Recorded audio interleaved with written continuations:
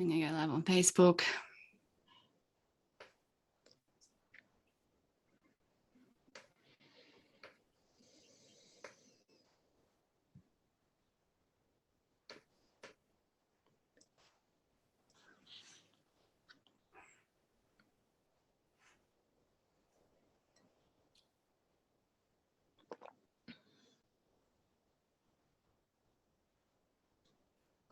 And we're being live streamed. Dan is on.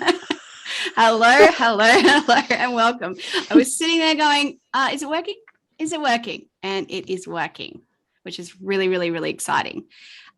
So welcome to series 2. This is part 2, how to set yourself up to homeschool, especially in the first year. So if you're new here, my name is Jamie and I've been homeschooling my 2 children for 11 years. I started Help with Homeschooling Australia, the series to help you, mums who are thinking of homeschooling learn more about it and get rid of their preconceived ideas about what it is, but also to help mums who are already homeschooling find support, inspiration, and resources to just make our lives just a little bit easier. So today I'm talking to the wonderful Chloe, who I've been talking to on Instagram since like 2019, I think I've realized, which is really feels like a long time. Hey, yeah, it really does. Like, I feel like we've always been talking. Yeah. Like, it's weird. Yeah, like forever. Like I've just known you forever, which is awesome. So I'm really honored that you're here. Thank you so much for taking time out of your night to come and share your wisdom and hang out and tell us all about how you homeschool with the curriculum, because you and I feel, are so different in how like we approach homeschooling, our philosophy, and the way we homeschool. And I think that's so beautiful that we're so different. So I have like so many questions on how it all goes, how that works for you. And so I'm really, really excited that you're here. I'm so honored. So thank you so much. That's right. I was very intimidated when you asked me first at all, not in a bad way, but why I have no wisdom, like what do I have to say? No, are you sure there's not someone else more qualified? No, you have, I am sure you have so much wisdom. Like I watch your stories and I'm just blown away by your knowledge and wisdom, and all of our chats, like you have a lot of wisdom. And I know that there are so many mums out there who are like, you know, just thinking about homeschooling and being like, well, one, where do I start? Do I have to have a curriculum? What's a curriculum? What's that versus this, you know, and all of that. And so I obviously can't provide that information because that's not how I homeschool. So it's so nice to be able to speak to someone who's been doing it for so long, and, you know, who uses the curriculum. And it's so different to me, so they can hear like lived experience in that regard. So I'm really so thankful that you're here, and that, you know, we get to hear from you. So you do have a lot of wisdom, you know, and that. I know I get a lot of messages from friends and even like complete random people that are following me going, hey, so I'm thinking about homeschooling. I'm like, but why are you messaging me?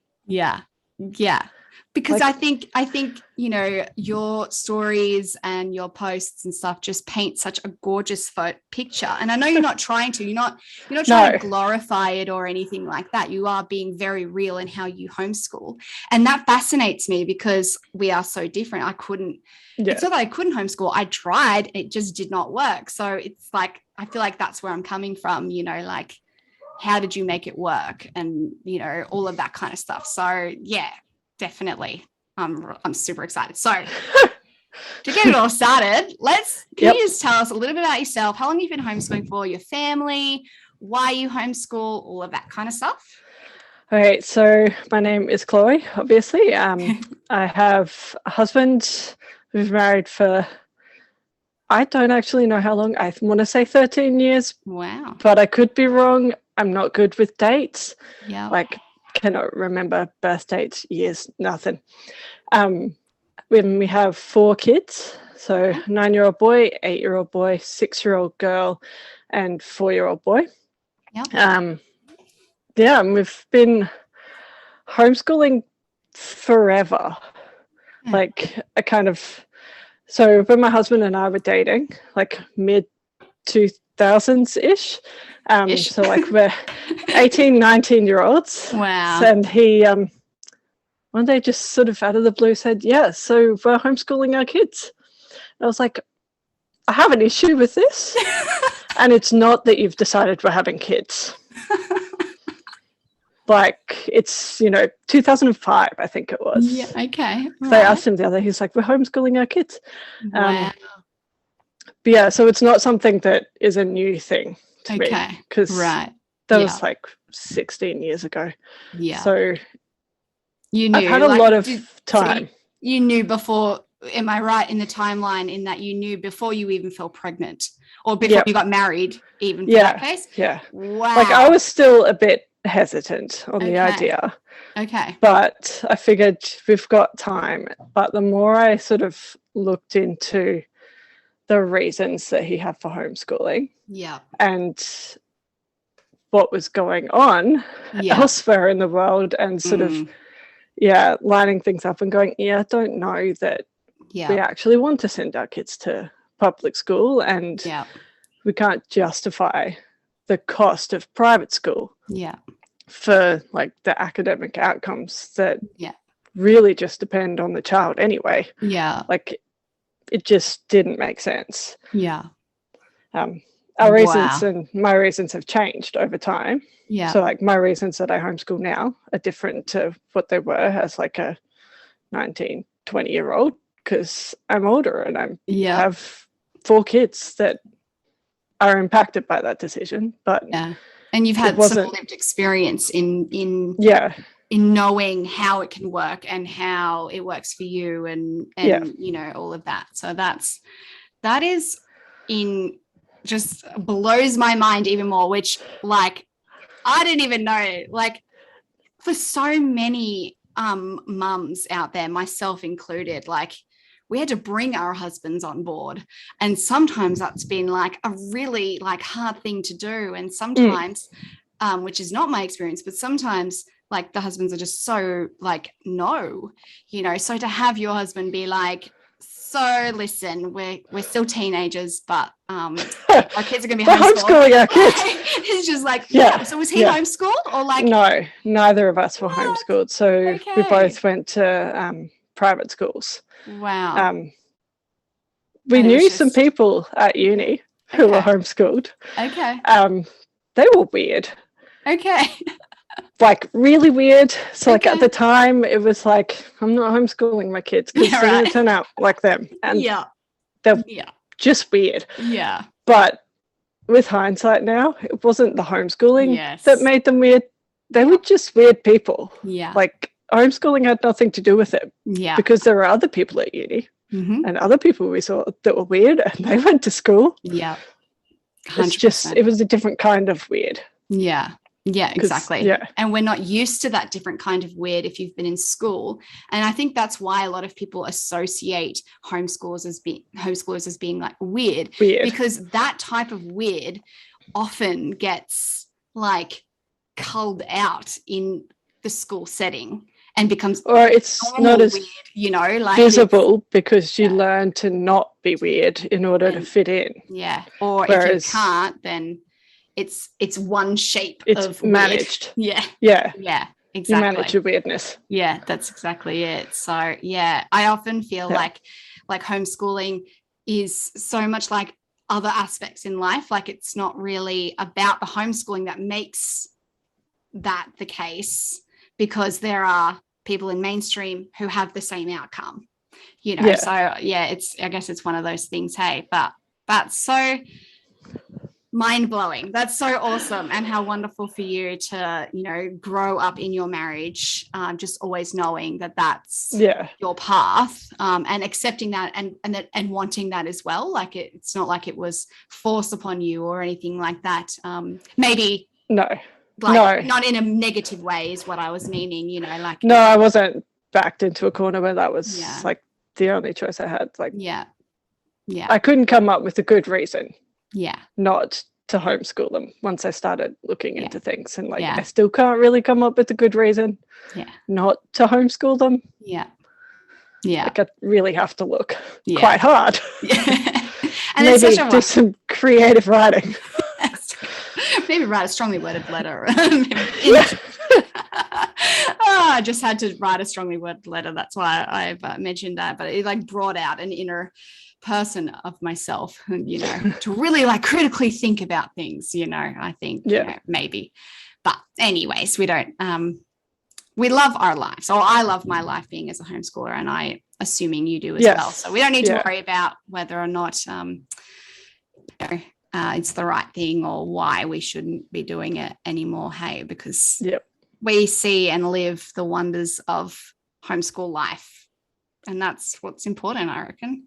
Yeah, like definitely. And the trials as well. Like it's not easy all the time just because I've decided and my husband's decided and we've committed to this. It's that doesn't mean that it's easy. Yeah. Like there's still days where I'm like, oh, it would be so much easier to just ship you off. Yes, it would. But then I think intuitively know that it's like I'd still have to deal with the issue when they came home. So it's not really going to fix anything. It would probably just make it worse. Yep.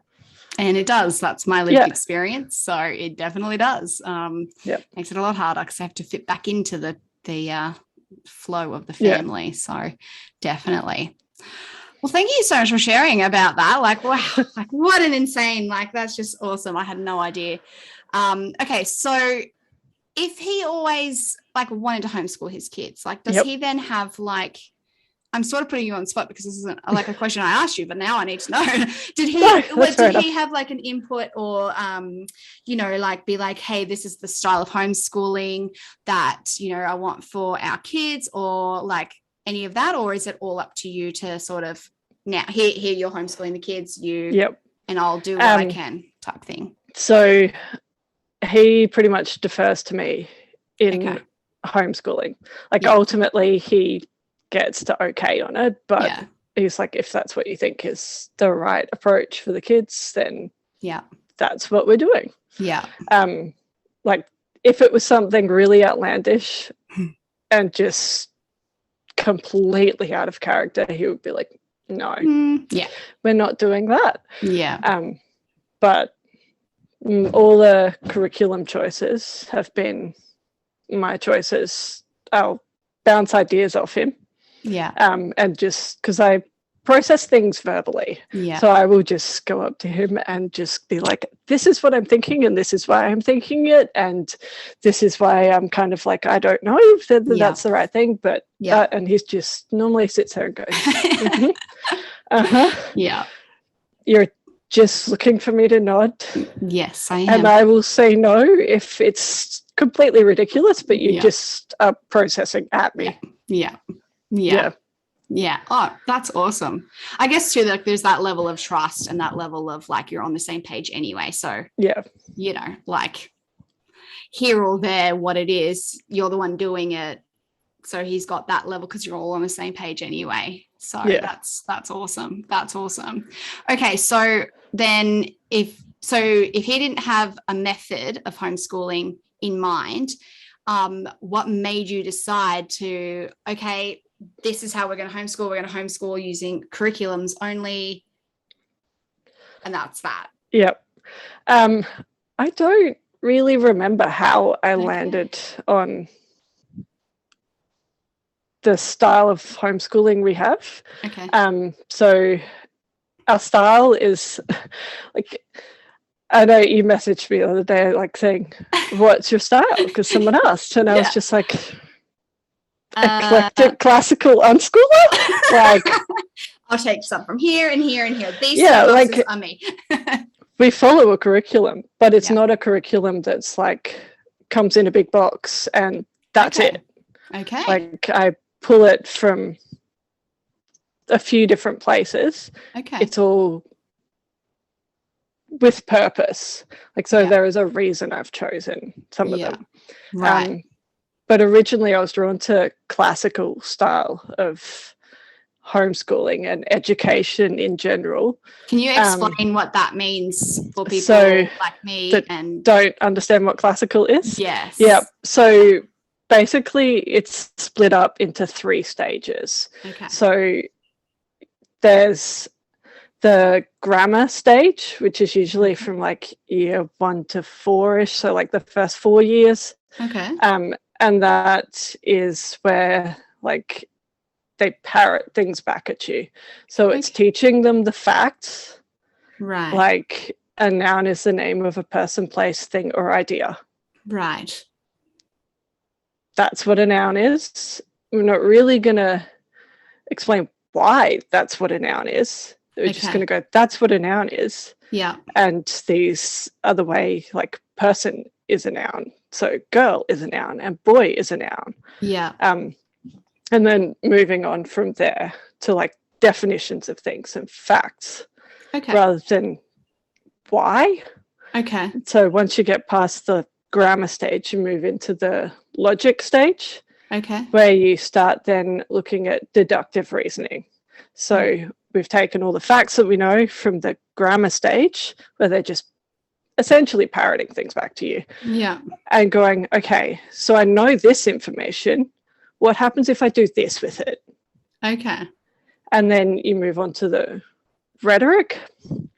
And so it's first 4 years, then the next 4 years, and then the last 4 years are being able to form an argument and present a case and debate using the facts that you've got, the things that you can deduce from those facts. And now I'm going to make my case for why I think this, based on what I've learnt in the other 2. Yeah. Yeah. Wow. Yeah. It sounds so lovely. It sounds so nice. Yeah. So, I think it's something that like I noticed was lacking in traditional school systems. Yeah. I'm sure there are some schools in Australia that offer that kind of methodology. I know there's a lot more in the States that have it. They have whole things of it. Yeah. But yeah, that's the kind of where we started out. Okay. Yeah. And built through. So is there like one? So now I'm not going to be sure if I'm using the terminology correct. So is there like that's right, one curriculum that you bought, like brand? I'm actually asking, so, is there a brand that you bought that does that you aligned with? Yep. Okay. So the publishing company is Peace Hill Press. Peace Hill Press. Yeah, Peace Hill Press, They have quite a few different books and things from like primary all the way through to high school. Right. Okay. English is where I predominantly go for that. Right. So I teach grammar in the sense of like nouns, verbs, sentence structure, diagramming sentences, so knowing how all of the words relate to each other, and then writing in terms of composition and things like that. Those are the ones that I'm adamantly like classical on, because that's important to me, that they be able to communicate well. Right. Okay. So is that like one packet, and then you can just like repurpose that to all of your kids? Like they will all your children will do that book? Yep. So that's level 1. Okay. And it's got everything that I need. Like I literally open the book and there's the lesson. It tells me what to say. Right. Yeah. So that's sort of year 1-ish, and it will move up through the years and build on itself. Right. And then that one's the grammar, the writing one. Sorry. Yeah. Yeah. So I'm realizing people on the podcast can't actually see that. Yes. So the first one was First Language Lessons for the Well-Trained Mind. It's by Jessie Wise. And Writing with Ease, which is by Susan Weisbauer. Oh, yes, I've heard of Susan. She does history, the story of the world. Story of the world. Yes, yes. So that's a similar, like that's classical education, where they're presented with the facts of 4 books, and it moves from like early nomads to almost now. Yeah. Wow. Okay. Yeah. Well, I'll have all those for people on the podcast and watching. I'll have all the links to all of these. So you don't need to worry about that. But because I tried Story of the World, so then I guess I did try a classical approach, which I didn't realize because I don't put names on things of what I do. And I find out many years later, oh, that's what I've been doing. Oh, that's what it's called. Yeah. So we tried that, and that fit was not fit for Lily at all. And there's no way it would fit Jackson. So how does that work in your family? This is like one of my big questions, really. How do I make it work for all 4 of your kids? Like, and your youngest one is 4. So he hasn't started year 1 or anything. So how do you know that approach is going to work for him? I don't. Okay. I just assume it will until it doesn't. Okay. I didn't think that would be your answer. I don't know what I thought your answer was, but I was like, I will make it work. I will make it work for the child, and I will make them fit in with it. No. Okay. I actually did think, I was like, is that the answer? What should I have, but like, is it because I didn't persevere long enough that it didn't fit, or what was it that made it not fit? And it's just that your children fit that way, mine didn't, and that's what it is for you. Okay. That makes sense to me. Yeah. There's a fine line between a child not wanting to do something because they just are being oppositional and don't want to do it because it's hard, or I want to go do something else. Yeah. And I don't want to do it because that's not how I learn, and I don't understand it, and it's just making everything horrible for me. Yeah. Like, they're 2 different things. Yeah. And being able to tell which one it is is what makes me decide whether I want to change everything for them. Yeah. Okay. So every year 1, your whole year 1, am I correct in saying then, like, because that book you said was the first one and it's about roughly year 1. So they're what, 7, 6, 7? So just the way I've done it is you turn 6, you get to start doing school. Yeah. But like the beginning of the first language lessons one is literally teaching them the definition of a noun. Yeah. But in doing that, they're teaching them family relationships. So aunt is a noun, and who are your aunts? Yeah. Like, the city you live in is a proper noun. Where do you live? What's your address? Yeah. Okay. So it's stuff that you really do need to teach your kids anyway. Like, they need to know what their address is. Yeah. They need to know how they relate to other family members. Yeah. And that's in the curriculum anyway for kindergarten year 1, like the national curriculum anyways for that year, it's for just, that age bracket anyway. Yeah. It's just taking that and going, okay, this is how I'm going to teach you what a noun is. Yes. Wow. I actually really like that approach. And I do that approach in other ways of like trying to like teach something more in a roundabout way that's like related to nothing else, but like if I want to teach the noun, then it's getting hard for me to explain, but that's really like you really do align to that. Relate it to them in a way that it actually makes sense, because it's a theoretical thing. Yeah. Like, you can't really grasp that. You can't hold that. Yeah. Whereas you can hold your aunt. Yeah. You can stand in the town that you live in. Yeah. Yeah. Yeah, that makes sense. That's really cool. So it's not like I'm teaching my 6-year-old completely like hardcore academic stuff. Like, I'm teaching her address. Yeah. Yeah. I get that. I'm teaching her address. I'm teaching her poetry. Like, teaching 6-year-olds to memorize simple poems, which if you think about it, like, they learn nursery rhymes. Yeah. That's a poem. Yeah. Like, it's not that far off. It's just the quality of the things and introducing them to particular like literature figures. I was going to say artists, but that's not the word I was looking for. Authors. That's the one.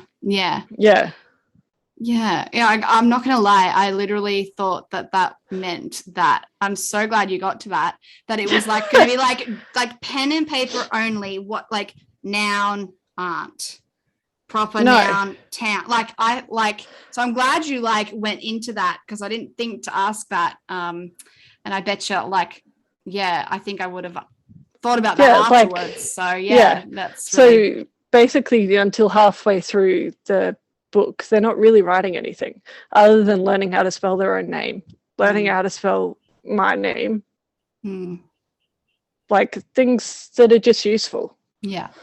And that they should know, or they should know. It's not ridiculous amount. No, like it's not a ridiculous thing for a 6-year-old to be able to write their name, or write their name properly, or start practicing anyway at that point. Yeah, that makes sense. Or even a 5-year-old, like depending on where you're at. Like exactly. My 4-year-old can tell me what a noun is, but that's not because I've taught him. It's because he's had the other 3 parroting it back to me, which is the other benefit of it, is that they pick up a lot, and it makes it easier to teach each subsequent child. Yeah. And I bet you too, like it makes it easier for them to learn as they go along, because they've heard it before, like your youngest. Yeah. And then also it like reinforces those ideas for the eldest, because it's like, oh yeah, like, because so many times we go through school and then we've completely forgotten what we learned last year, and we've got to like semi-learn that again, you know. So I can imagine like for your eldest and then now your youngest, because there's like a couple of years, not your youngest, but your youngest in school, so your third, you know, that like it might, like, does it reinforce the ideas for him as well when you're teaching her? Somewhat. Okay. Because I teach them all individually. Yes, that's segued right in. So how do you manage your how do I manage them? School? Yes. Keeping in mind that I always knew we were going to homeschool. Yes. I have brought my kids up with the knowledge that we were going to be at home. Yeah. I was going to need them to be able to do things independently. Yeah. And I was going to have to be able to focus on one child while the others didn't destroy the house. Yeah. So I get that question a lot from people who have, you know, sometimes 2 kids, sometimes they also have 4 kids, but their kids are in school. Yeah. And they're going, but how do you do it? I'm like, I wouldn't expect kids that are at school to come home and be able to do this. Like, that's not going to work. Like, I've trained my kids to play independently and to do the right thing. Yeah. If that makes sense. Like, you've always that all of a sudden, this is how it's going to be. It just has always been this way. Because I knew that this was going to be a thing later on. So that's how I get it done, because I started from early. Yes. And Joe says it's a lifestyle. It's a lifestyle. It is a lifestyle for us. Like it's not I think it's easier for me because that's how our family works. Yeah. And you were able to sort of go from the knowledge of like a newborn. So when we have babies, we often get into that routine. So you've like literally gone from the routine from the time your child has come home, you know, the first day, into that routine, and they've never known anything different other than in the morning we do this, and then it's just like, segued into school. Like it's changed over time how we function and do things as the kids get older and as we add extra kids in. Yeah. But like it is all my kids have ever known. Yeah. Like they don't know anything different. That's just the way it is. That's not to say we don't have days where everything just goes horribly wrong and it's just a complete write-off because they're kids. Like that's what happens. Yeah. But teaching them to play independently was a big thing for me. Like I don't want to have to entertain a toddler. Yeah. all the time, because I don't have all the time Yeah. to entertain a toddler. Yeah. I just don't. Yeah. No. Yeah. Like that's no. Yeah. Yeah. Yeah. But when they were really young, nap time was when I got school done. Yeah. And also my kids are like 5 years apart. So they're all pretty close together. And there were a lot of kids having naps. Yeah. Like at the same time, did you do that at the same time? So at 3 o'clock, so, whatever, this is everyone goes So it down. was after lunch. Yeah. You have naps. And like even now, sometimes it's like, okay, it's after lunch. Everybody's doing their own quiet thing. Quiet time. Whatever it is. Yeah. You're silent. We're all doing our own thing. Yeah. Yeah. And that was when I would do school with my oldest, when the others were sleeping or playing quietly in their rooms. Like that was when we would get the heavy, like we need to sit down and focus and not be pulling a toddler off the bookshelf. Like I can't do that and teach child. Yeah. Yeah. Yeah. Yeah. Well, that makes a lot of sense, that like as to like how like you being kind to myself in that moment of like, well, it makes complete sense because, well, I didn't know that I was going to homeschool. So we never had that. And then how can I expect that when, so that makes a lot of sense as well. Yeah.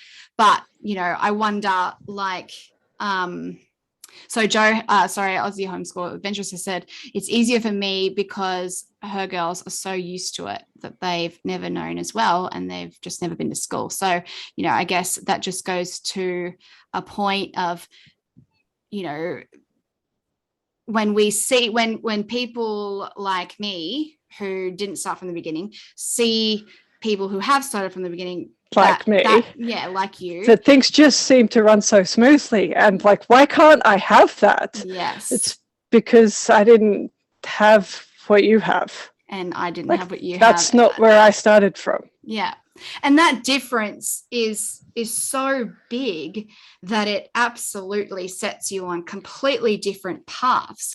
Now, neither one of those paths is better or worse than the other, but it's your path, so it's what you're dealt, or what, you know, what you are. So you know, just, you know, understanding that instead of trying to make what your situation is match what someone else is. It's just not going to work. It's not going to work. And I think that's too like why it didn't work for me, and why it doesn't work for a lot of people. I'm sure, you know, there might be some homeschoolers who have made that work, and I would love to talk to those people how they made that work. Like, but that's a lot of character training of a child to get there.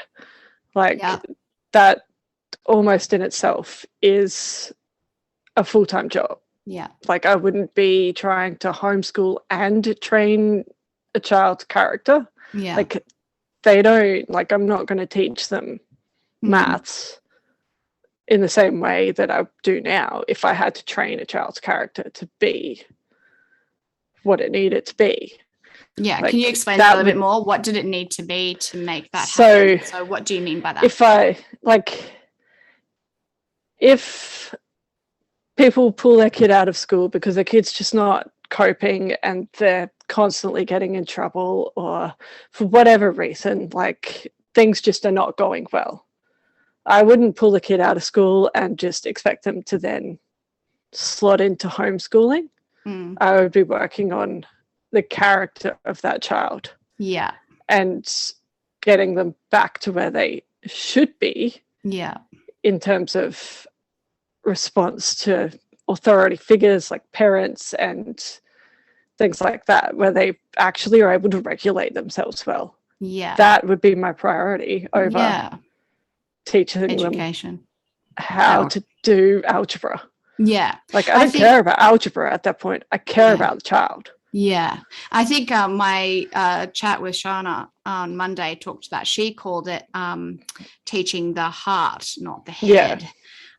which, you know, both of you are speaking to that same point of when you take your we're just child calling out. it different things. Yeah, but it's the same thing. When you're taking your child out, they're going through so much that it's important to focus more on their heart or their character, whichever needs, you know, or both. Because I do feel like they are separate things. Your heart and your character they're intertwined, but they are separate things. And so, you know, being able to work on whatever is most pressing over the academics at first. Yeah, that makes a lot of sense. Yeah, definitely. Yes. So, okay. So I'm trying to like make sure that I haven't left a stone unturned on that, because that was just so interesting to me, like how that has played out for you, and how like every single step you've made from before you were married has led you to be where you are, and just the importance of that and acknowledging that. And, you know, I just think that's, you know, really powerful to remember and really powerful to like own. Like that's. It's not that I have some magical formula that meant that I went from looking up schools to send my kids to homeschooling, and suddenly my children were amazing. Like there's work that goes into it. And it's slightly easier if you start earlier, but it's not undoable. I think for me, my question was always that, like the first part about bringing your kids out of school, but also too, like with my son who's never been to school, who's never been to care, that would have never fit him. And I knew that because I've done the homeschooling with one, so I knew that wouldn't fit. And I think part of me with my sons always felt like, but I did start from the beginning this time. Why is it not working? Is it that, you know, Chloe, and I don't mean this in a negative term, but like forces, it's like this is it. You don't have a choice. Like, and, you know, it's not that that's a bad thing, you know, necessarily, because it's not like an abusive thing or anything, but like, you know, it's like, is that the case that like, we're just different parents in that regard, is, you know? So I am of the view that it is my choice and my husband's choice where our children are educated. Not that they don't have any say in it. But that if they up and decide, none of them have any desire to go to school.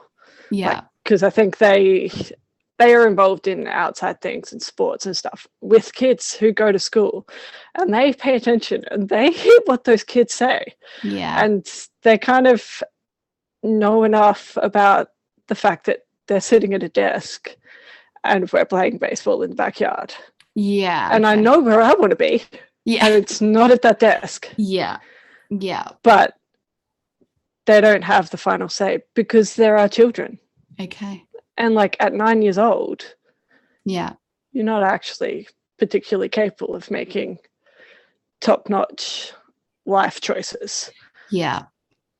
Well, that I guess that answers my question as well, in the sense of like, you know, with one child went to school, that's why it didn't work. The other child is that I just have a different view of parenting, and that's okay, but that's why it didn't work for my second child. You know what I mean? Like it's again, like what we said at the very beginning, you know, it's not about how we educate that we're different. It's that we're different in the first place. That makes like our education. Parenting style is different.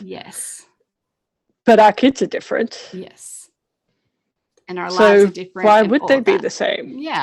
Exactly. And I think that goes to point out, like, and a good reminder for anyone listening and myself is that, like, you know, stop looking outward as to what you should be doing and looking inward to your own house as what works for your household and what works for you as a parent, as a woman, as your situation, all of that, rather than trying to fit a square in a round hole. Yeah. So that's really good. I'm really glad that we got to nut that out, because I think that's one of the biggest reasons I was so excited. Like, I have to nut this out. Like, I need to understand. Yeah. Like, and now I like, feel and I like don't share quite a lot of personal information on Instagram or like any social media. Yeah. Like, because I don't know, like it just doesn't really need to be out there. Yeah. But if someone asks me in my DMs, sure. Yeah. Like, I'll tell you. Yeah. And I think so if you don't ask, you don't know. Exactly. And I think that's why I one of the things I love about our chats is that, like, I'll just ask you a question because I know we're so different. And I'd be like, wait, this, and then you'll tell me your answer. And I'm like, whoa, I would have never thought about it like that because we're so different. Right. And it just gives me like a lot more perspective or a lot more knowledge in a lot of things. Some of the times not even homeschooling related. I'm like, oh my gosh, I didn't even think of it like that. So, I think it's, it's really good to like have people around you that are so different that can like help with that perspective or help with, just sort of giving you something else to think about in a different way.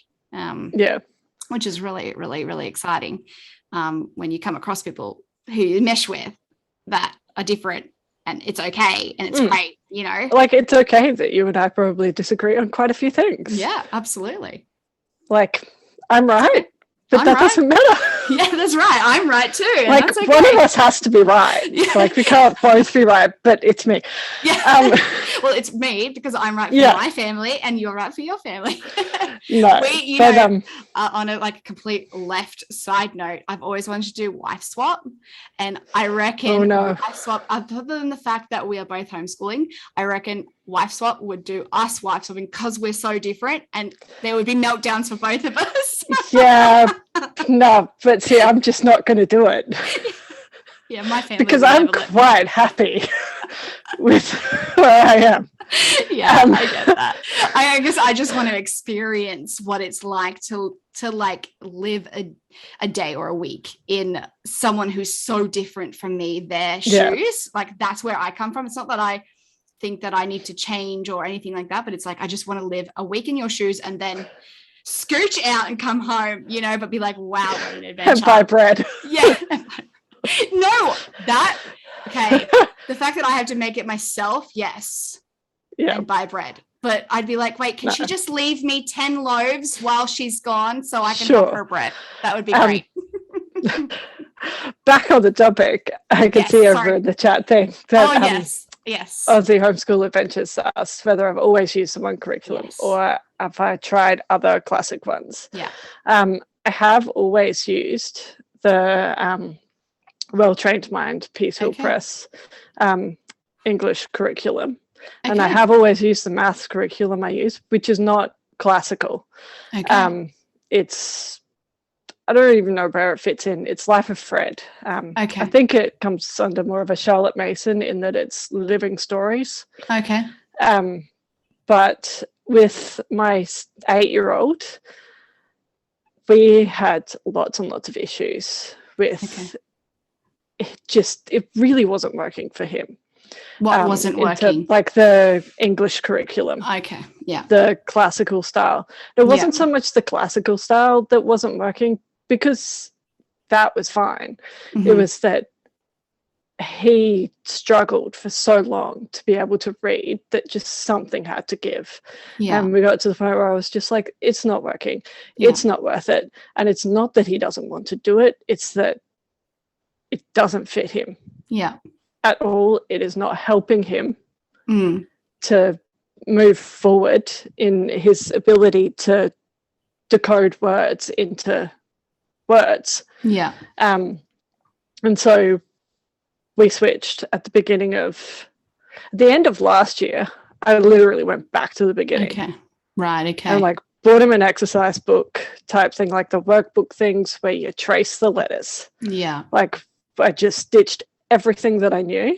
Yeah. And went back to, this is A, this is a capital, this is a lowercase, and this is how you write it. Yeah. Like, so I'm not actually completely tied to a curriculum if it's not working. Yeah. Like, I am tied to it if it's my child is being Yeah. a stubborn, lazy butt and Yeah. not wanting to do work. That's Yeah. a different thing. That's Yeah. a character thing. That's not a curriculum thing. Yeah. So we switched and we started using the Good and the Beautiful's language arts with him. Okay. Because it's free. And I had nothing to lose with investing money in it. And that I was like, I looked at it before, thought, nah, would never have worked with my 9-year-old. Like, he wouldn't have touched it with a 10-foot pole. Like, there was too much color, too much creativity. Just no. Yeah. But for him, that's what perfect. Yeah. Yeah. Okay. And so now you'll keep going with you'll keep going with that one for the Good and the Beautiful. The Good and the Beautiful, and then at some point I will transition him back. Okay. To a more classical style, because I think there are things in that are not there that I want him to know. Yeah. But I want him to love reading and love language more than I want him to be able to memorize the definition of nouns. Yeah. Like, that's the important bit of it, is that I want them to love the things that are good. Yeah. Well, that makes sense. That makes sense a lot to flip. But you're still you've flipped, but you're still using a curriculum. You haven't gone from... Yeah, I haven't gone free for all. One's unschooling and then the other one's outsourced. No, we're still using a curriculum. Yeah, it's just not the same curriculum. It's just not the same curriculum. Yeah. There is no subject. So English is curriculum, maths is curriculum.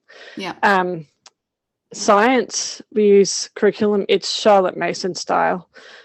We use Apologia science. Okay. And then history also. We use Story of the World, so that's curriculum.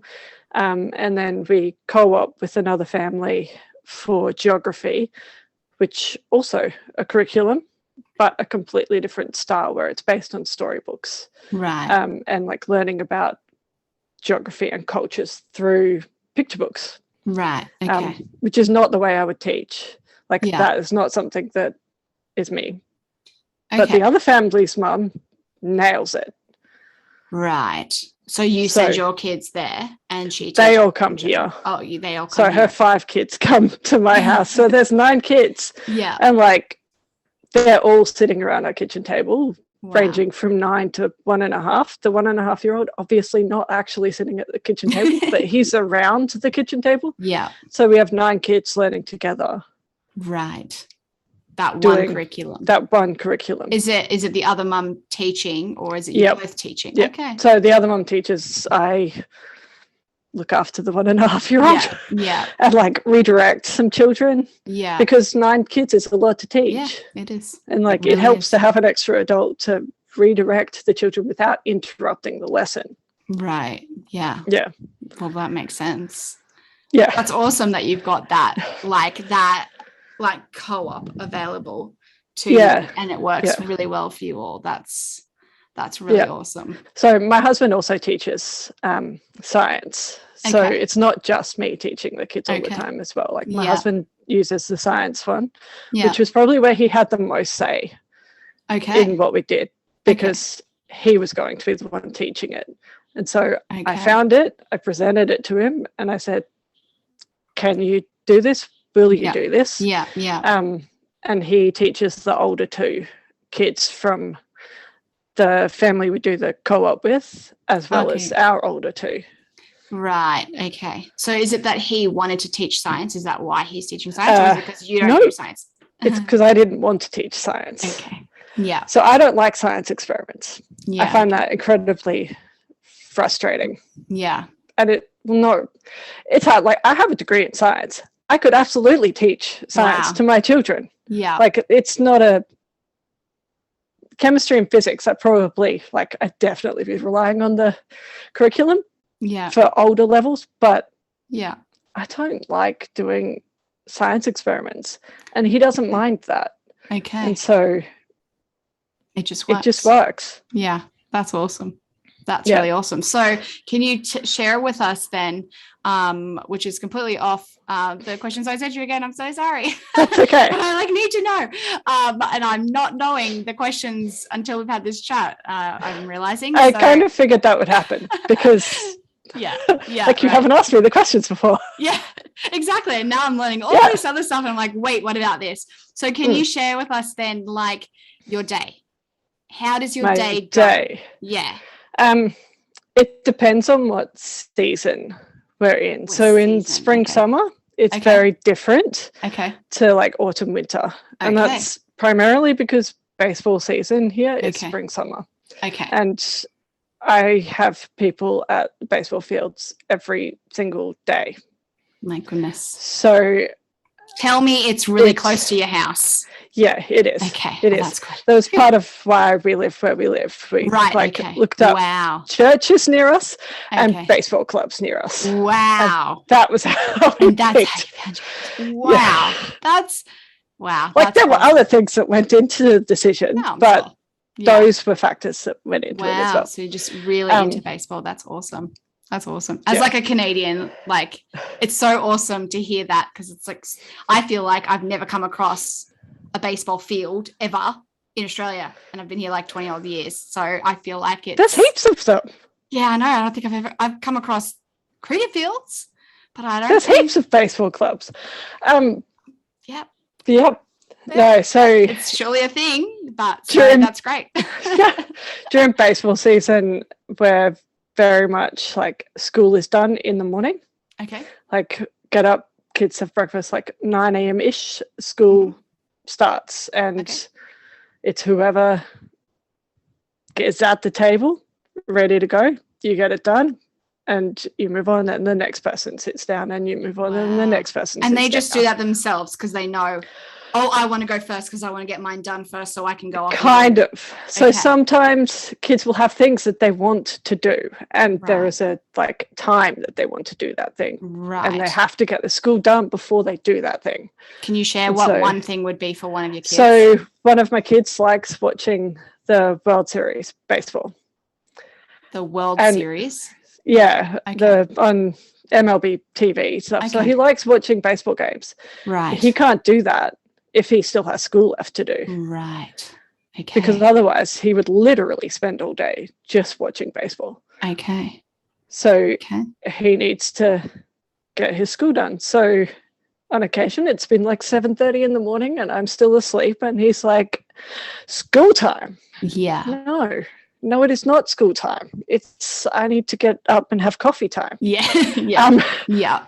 And it's not that he's super keen to do school. It's that he knows that needs to be done before that gets done. Like it's just and how long does it take him to do like his school? It depends. Sometimes it can be done in half hour, 45 minutes. Okay. So this is my 9-year-old. He has done maths independently for quite a while now. Okay.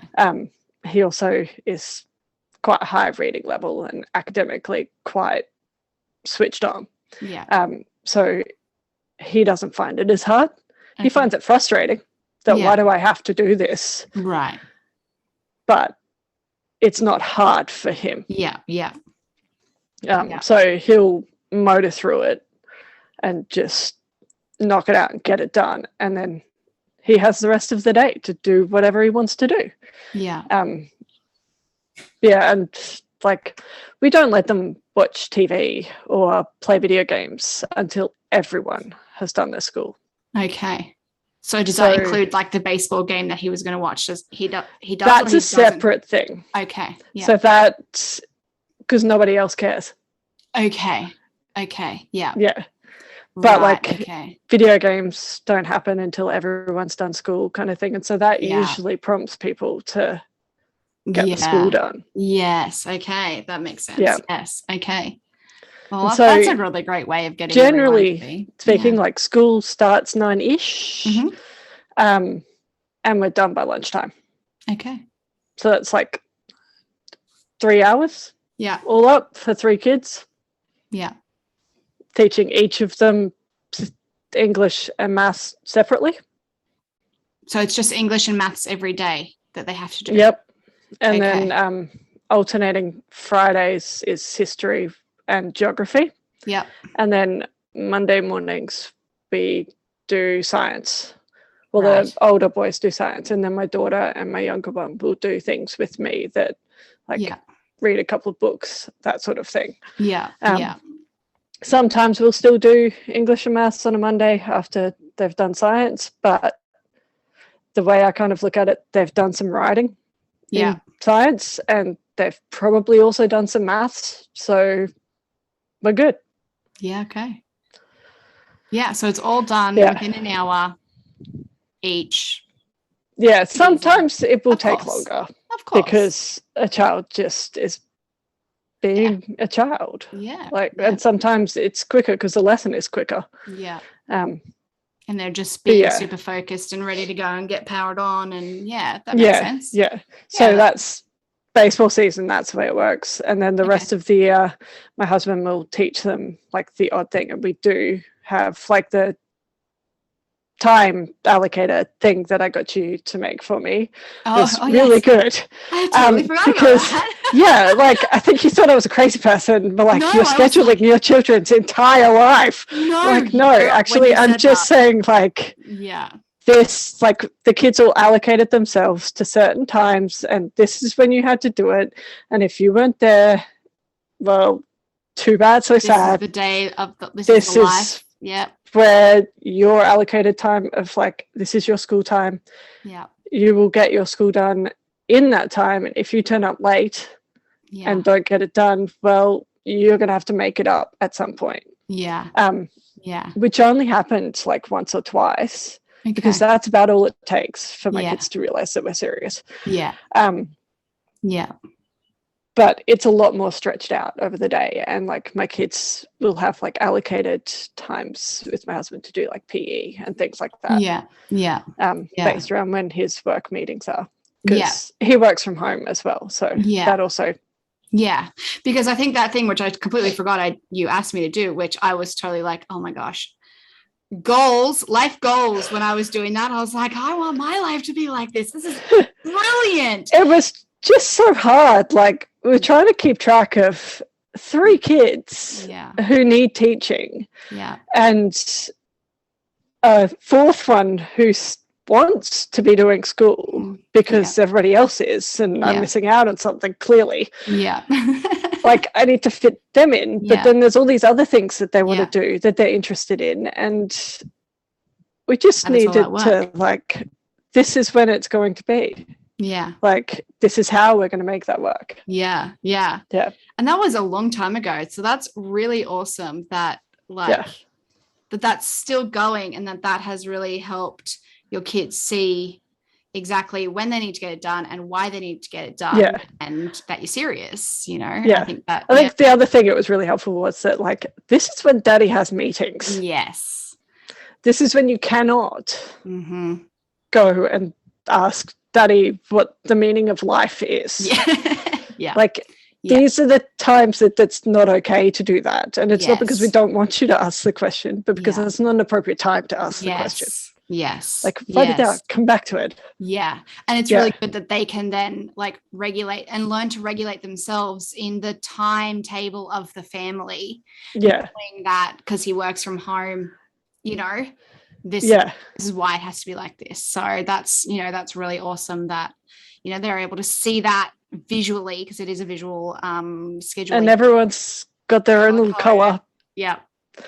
Because, again, that's life goals for me. I love it. So it started because I had 3 boys in one bedroom, and that's my hanger, and that's my shirt, that's not your shirt. And I was like, that's it.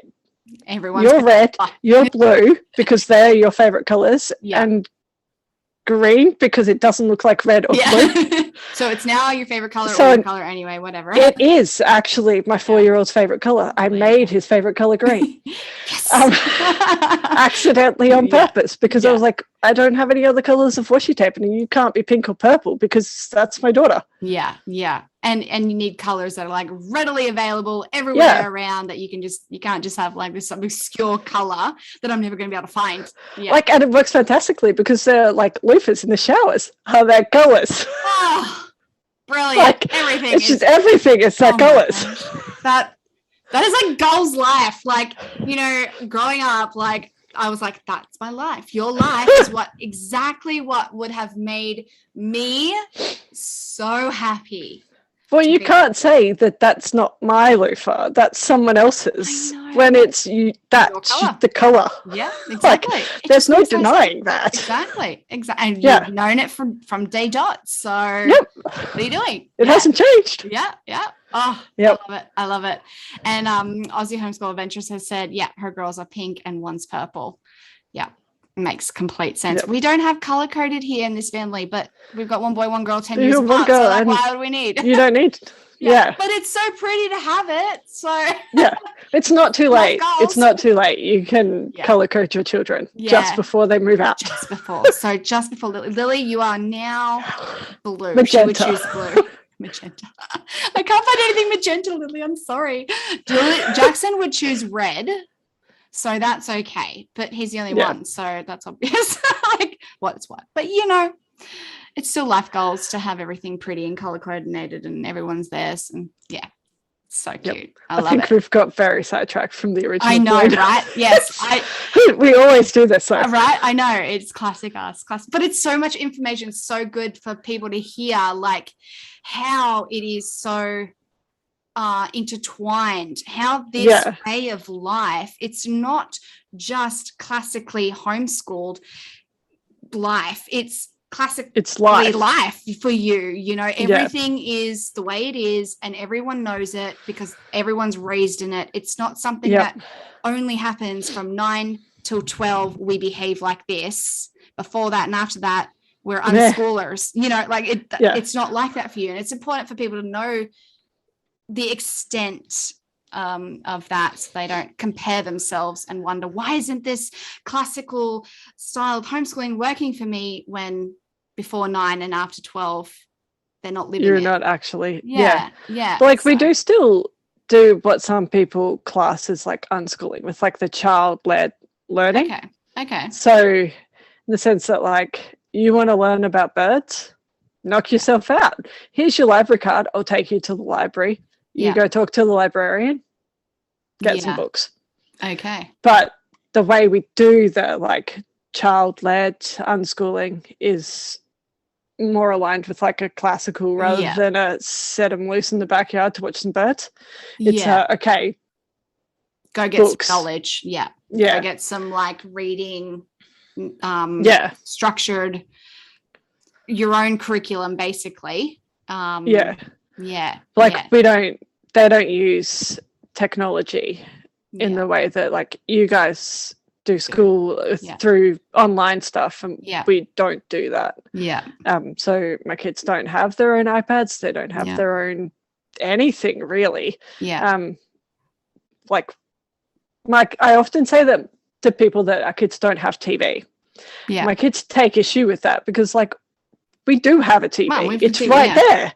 But I'm like, no, you have a television. Yes. You have a PlayStation, and you now have a DVD player because you broke the disc drive in the PlayStation. But you don't have TV. Like when people say we have TV or we're watching TV, or yes, we have TV, or we game, we have the PlayStation too.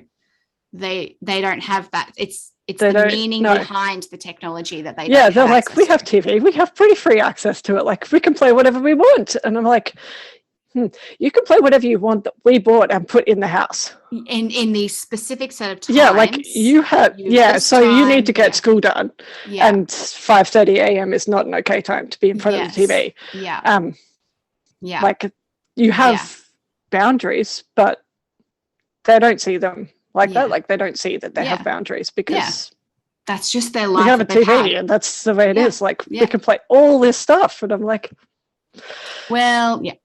Yeah. yeah, like you can watch whatever you want That's in because house. we bought it and put it there because we're okay with it. Yeah. Yeah. Yeah. That makes complete sense. Yeah. Yeah.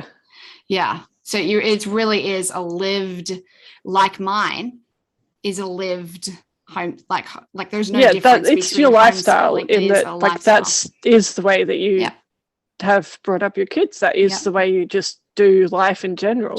Yeah. And yours is the same, which is it's actually eased my mind quite a lot, because I feel like growing up, I always have this imagery, like I don't know if you ever watched Seventh Heaven, but that was the life that I wanted. That's what I wanted, and pictured myself being Annie with all of these kids running around, and it was all scheduled, and it was, all of this, right? Like, but all homeschooled as well. And I think, my life has led such a different path that like sometimes I look like through the sliding door of what I wanted as like an 8-year-old, look through and be like, oh, look at that, and it's good to know that for me to have that, I'd have to have had a different path or drastically changed my path in my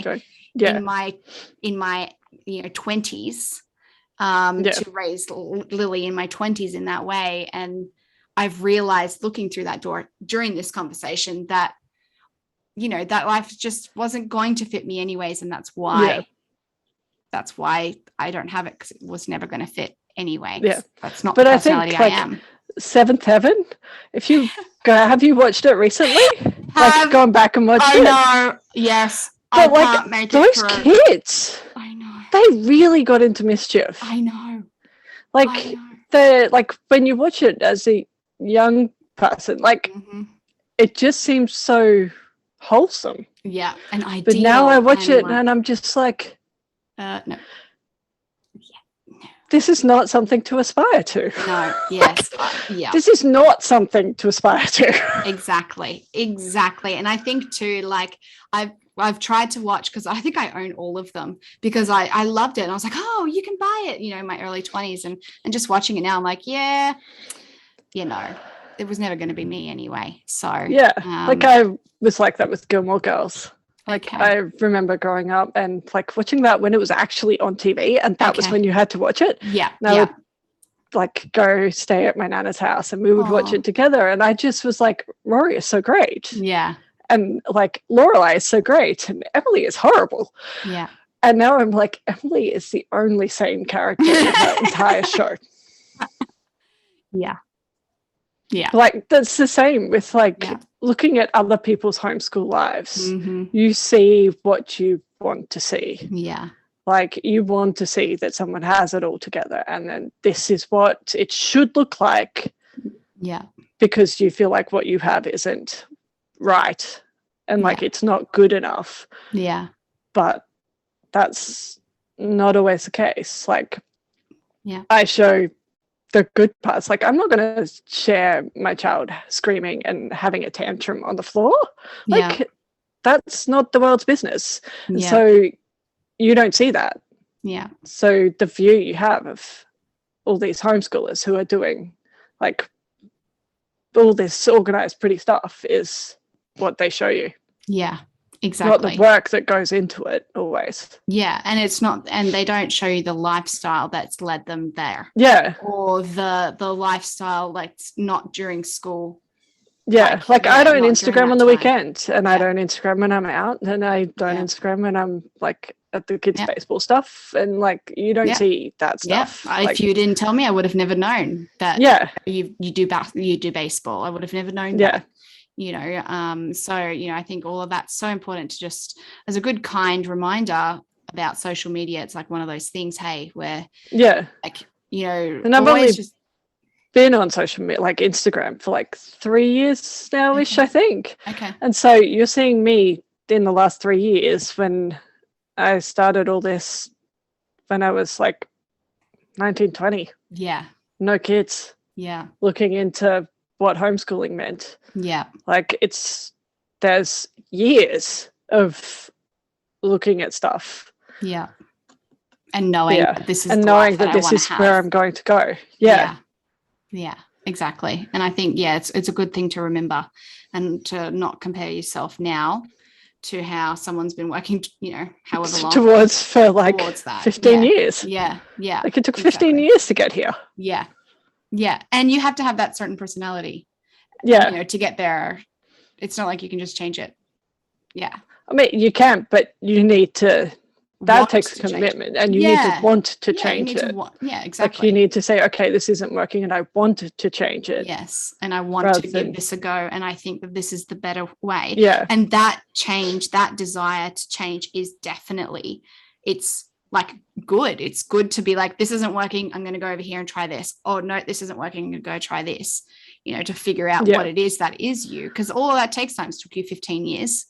But I think jumping too quickly also doesn't do anyone any good. No. Like if it just is hard, so you decide you don't want to do it. Yeah.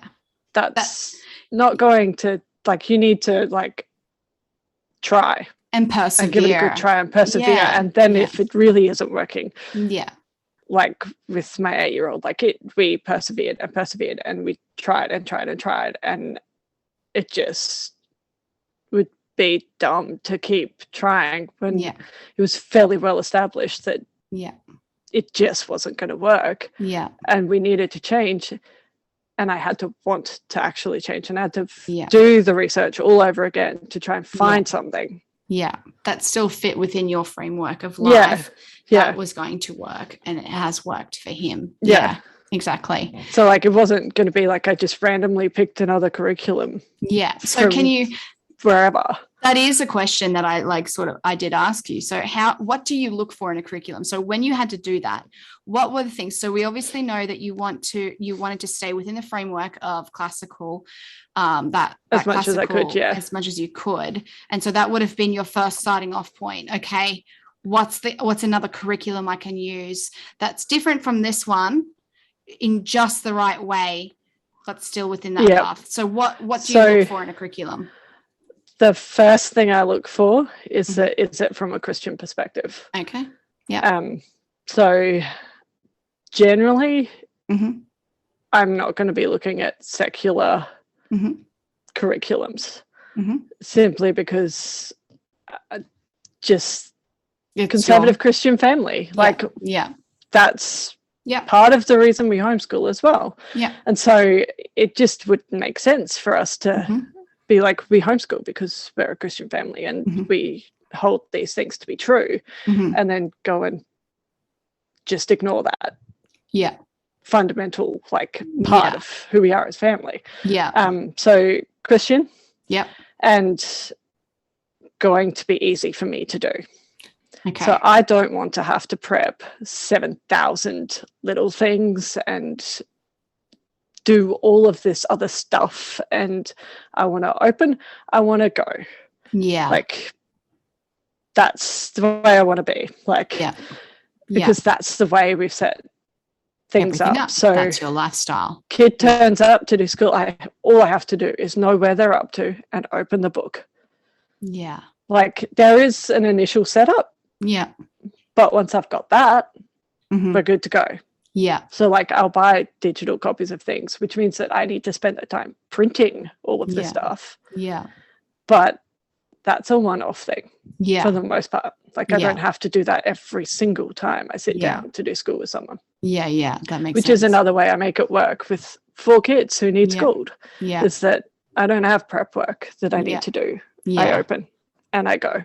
That makes sense. Okay, so is it so strict for you that if it wasn't from a Christian perspective, or if there was no curriculum that was Christian perspective or that could just open and go, would you change and do something different? Or I don't know, because that's never come up that I've had to do that. You've always been able to find there's something quite a surprising amount of stuff out there. If you are willing to spend the time looking for it, or if you know the people to ask. That's a good point. Like if you know people, Mm-hmm.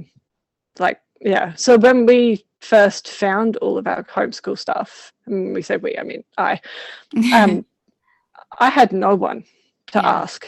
Like I did not know anyone on social media that homeschooled. I did not know anyone in real life that homeschooled. Nothing.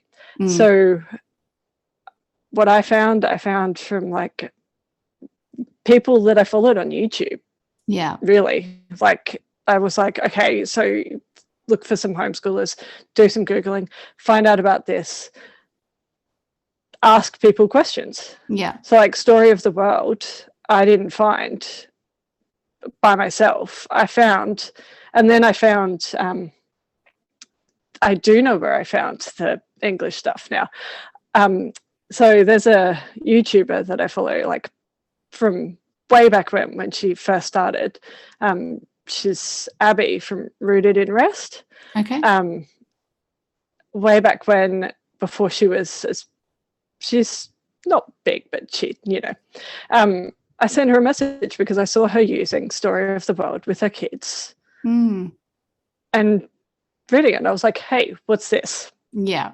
Tell me more. Yeah. And she did. And that's how I found that. And that's how I ended up with some of the stuff that I've got, like, interesting. And Life of Fred, I found out from just random people online, really. Yeah. Yeah. So just basically know what you want out of the curriculum, what's fundamental to you and your family, and then people. Go find it. And if you can't, or ask people, because it'll be pretty much around. Yeah. Well, that makes sense. And like the homeschooling community now is so much better than it was like 10 years ago. Right. Like, it's so much better. There's so many more of us. Like, and we're out there, and we're proudly saying this is what we do, and ask us the questions. Yes, and sharing resources and creating resources, because we didn't have that. I didn't have that as well when I first started. So like it was really difficult back then. So it's a lot easier now. Like I always felt like I was the person that was annoying the homeschool mums, going, hey, tell me about this. Whereas like I'm realizing now that people are doing that to me. I'm getting messages from people saying, hey, tell me about this. Tell me how I do this. Where do I find this? What do you recommend? And does that like that, that's an important part of your journey as well as their journey. Starting them like off. I am that person that I was looking for. I can totally relate, because I had some people when we started again, and that's what I'm trying to be as well now. What I had and what lacked that they couldn't give me because it wasn't available, or they couldn't give me. So I, so definitely. So that's really great advice. Just knowing what your family is like, what your values are, and then going to find and asking people who already do that approach. I don't think starting with the curriculum and then making it fit is not a good idea. That, no, you don't pick a curriculum and then figure out if it works. Like you figure out what you want, what your values are, what kind of like ethos you have about what school should look like, or homeschool should look like, what's important to you, and then look for something that fits that. Don't make that curriculum fit what you want. Make what you want fit the curriculum. Brilliant. Or the whichever way around it's supposed to be. I don't think I said it the right way around. No, I feel like what I mean. It made sense in my in my head, and it was totally something that it was definitely a question I had, because and how you said it, that's just brilliant. Because I say that about how to find resources in my version, or like my version of homeschooling. That's what you really need to be doing. And same with like planning and stuff like that. First, before you even go and plan or buy a planner or whatever it is, like you need to know what you want to use the thing for. Yeah, exactly. exactly. Like buying a planner isn't going to make you organized. Exactly. Buying a planner is just going to cost you money and leave you unorganized and if it doesn't actually stuff. Like if it doesn't actually fit what you want to organize. Exactly. Yeah. And how your brain works at decoding it and visually seeing it. Exactly. Yeah. Exactly. So it's exactly the same then for purchasing curriculums and knowing. Yeah, that's great. That's great it makes complete sense. But sometimes, you kind of need to be told that. You overthink of course. it. You overthink it because you assume that I am making my life fit all of this. Yes. Whereas I picked this because that's what was going to fit. Yeah. Because that is your life. Yeah, that makes sense. Yeah. Okay, so I'm mindful of the time. It's been brilliant. I have thoroughly enjoyed this conversation. But I am mindful of the time. So can you give us some advice? What would you give someone who's thinking about homeschooling or just starting out? Because normally I say when someone's starting out, do not buy a curriculum. Don't do it unless you know already. Yeah. But don't guess. Just if you don't know, don't do it. So that's normally been the advice I give. What is the advice you would give in this regard? Read to your kids. Okay. If you're going to pull your kids out and you want to start homeschooling, get to know them, figure out what they need. Do they need to be taught how to be part of the family again? Mm-hmm. Or do they just need help getting back up academically because they're behind, or are they bored and that's the reason they're doing the things that they're doing? Figure out your kids, but read to them. Okay. Because you can try and teach them all the things you want, academically, but just read good books. Yeah. There is so much that kids can learn from just reading good books. Good quality literature will teach you how to use the English language properly. It will teach you how to, it can teach you history. It can teach you how people relate. It can teach you all this sort of stuff that you don't need curriculum to do that. There is no curriculum for that. Just find some good quality literature, and then just bring them into actual life with you. There's a lot of maths to be had in taking your kids shopping and figuring out which is the cheapest way to buy pasta. That's a whole maths lesson there. You don't actually need a curriculum to do that. This is assuming that they're young. But just live life with them. Show them what it's like to use the things you want them to learn. And read to them. Okay. Or with them, or give them audiobooks, or get a library card. That would be the other thing. Get a library card, know the things that your library offers, and get to know the librarians. Okay. Because your kids will want to know stuff, and it's a lot safer to ask a librarian than to Google it. And libraries, reading to kids, that's where I would go. Okay. And then figure out, work out your their style of learning and your style of teaching, and you need to figure out a way to make that work together. Because if their style of learning is really creative, but you are not really creative, you can't make them learn the way you want to teach, and you can't teach them the way they want to learn because you won't enjoy it. You'll find it hard and you'll just give up. To be honest. Figure out how you want to teach. Figure out how they want to learn, and then look for the curriculums. That's great advice. There are a lot of free curriculums as well, if you know where to look. Okay. Like there are people that have written their own entirely free curriculums. Yeah. Like The Good and the Beautiful is language arts and maths is free as well. There's just so much stuff, and or at least low cost. You just need to know where to look for it. Yeah. And knowing what you are looking for, because it's no good just typing in free curriculum, because you want quality and like it's not all made equal. Yes. Like there is a reason some of it is free, and that's because it's crap. Yeah.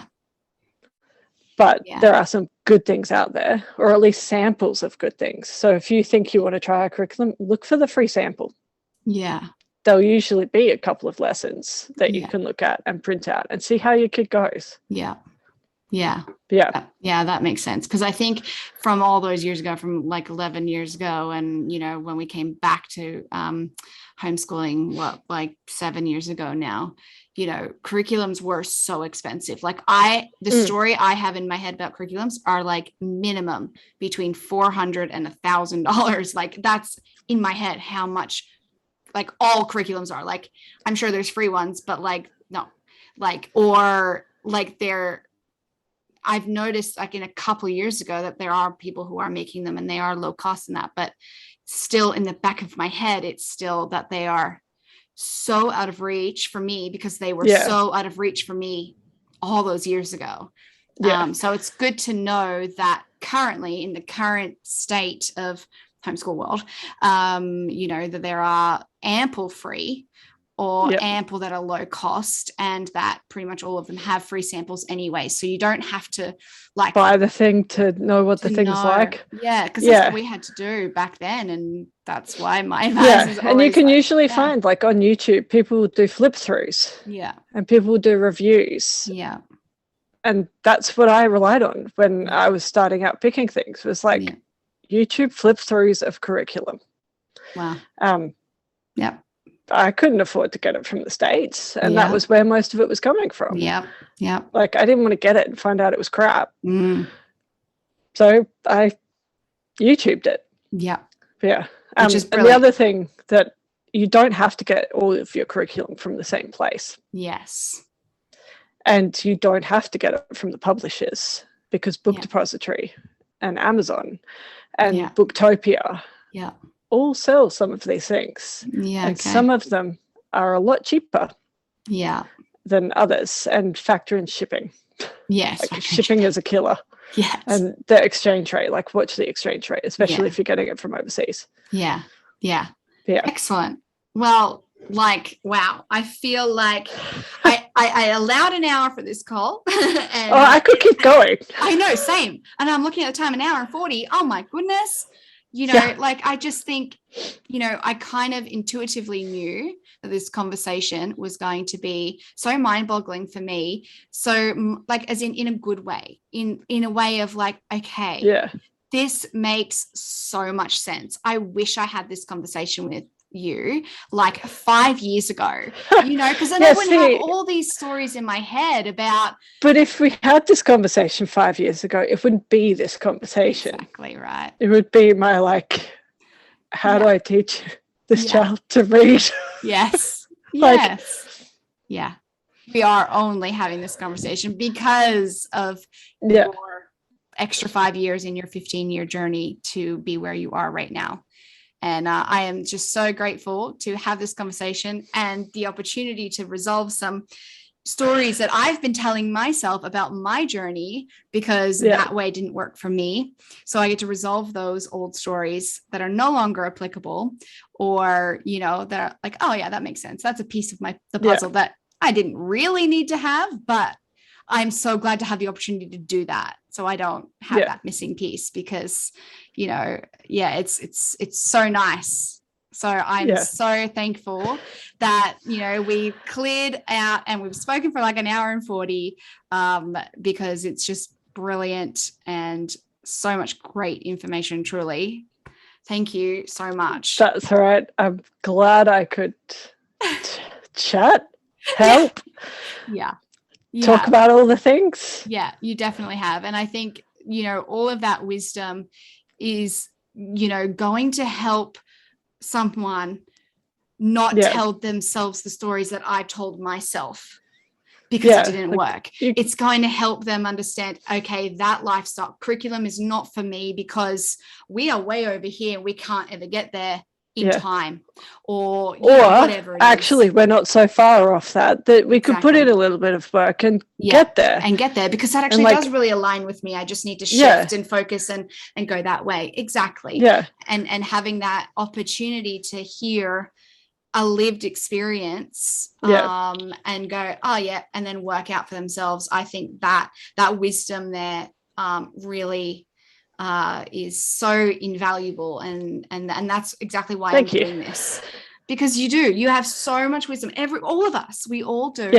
And it's so important to hear from people who are doing it, living it, to share their wisdom, because it doesn't matter who you are, you have so much wisdom that someone else is some of us are probably better at articulating it and getting it out there than others as well. That's true. But like, I think I am not going to share, like, I don't get all this out on my Instagram. Like, it takes someone like you to ask me to actually do the thing, to go, I do actually have things to share. And like, I have strong opinions and I have strong thoughts and I have thought about these things. And this is what I think. And I think it's really important, and it's a breath of fresh air to have someone who has thought about all of those things, and there's a reason why, and there, there's a purpose, and there's a, and it's has not slapped together at the last minute because, well, it looks good. Or had to figure it out through this way, or, any of those things. It's been a meticulous planning since you were 18 or 19, which is not I wouldn't call it meticulous. Good. I'm glad you changed that. Not quite meticulous in I'm just organized. It's not regimented everything. It's just that if I don't organize, I'm really lazy and I just won't do it. I love it. Like, it's just not going to get done, and you know yourself, and you know what your values are, and you know the path that you want. It's this big, and you've got leeway on either, like, you've got walking space, but this is the path, and this is the way this you're is going, where we're gonna and fit, this is the direction, and we will make whatever our lives and our curriculum and our homeschool fit this. And that's brilliant. It's really good to share that, and then for people to go, okay, well, my line's here, what can I fit in here? Even if they don't choose curriculum, or they do choose curriculum, or whatever, like their life's choice. So it's good. It's so good to hear, and I'm so thankful for you to come on here and share that. And I'm sure there's going to be more things where I'll be like, Chloe, your wisdom is I will come back. If so the excited. People request, I will come back. I'm really excited. I don't know what for yet, but I know because I've I could probably talk about everything except for, like, how to use YouTube to teach your kids. Don't ask me that. No, I wouldn't know that. But I feel like that needs to be in a panel, like, with people who do use that. Like, how do you not use that? Like, how do I not use it? Like, because YouTube is a cesspool. Exactly. But I think it comes back to that whole, there are good things about YouTube. Like, my kids have watched some documentaries on there, but it's not. No. So that's another story. That is another story. Yes, it is. We could keep talking forever and ever, and I appreciate that. I appreciate your time. I'm really thankful, and I'm really looking forward to having you back and chatting. No worries. Because I love it. I love chatting to people who are so different from me. It's one of my favorite things to do. I'm not going to lie. I won't lie. It's one of my favorite things to do. It's not bad chatting too either. Oh, thank you. Oh, shucks. I hope it's not horrible. No, it's not. Good, it's not. It's always lovely. Yeah, good. Excellent. All right. We'll hang off here now, and I'll see you on the ground. Oh, wait, we forgot to ask, how can people find you? I will have links, but where do you only hang out? Instagram mostly. Right. So at the Oily Housewife, and email is theoilyhousewife@gmail.com. Okay. Well, I'll have so both those of are the links. two places that people can find me and ask me the questions. Yeah. And if I can't answer them, I will send you in the direction of someone I think can. Yeah, I love that. I love that so much. And I really appreciate that. And yeah, make sure if you do have any questions, if I've forgotten something, you let her know. And not in a nice way. In a nice way. Jamie, you forgot this. I didn't mean to be like, let her know. Like ask her, go on and ask her. Yeah, it's clearly getting late. So yes, it is. We should go. Yes, definitely. Thank you again. I appreciate you so much. And right. I'll see you next time. See ya. Bye.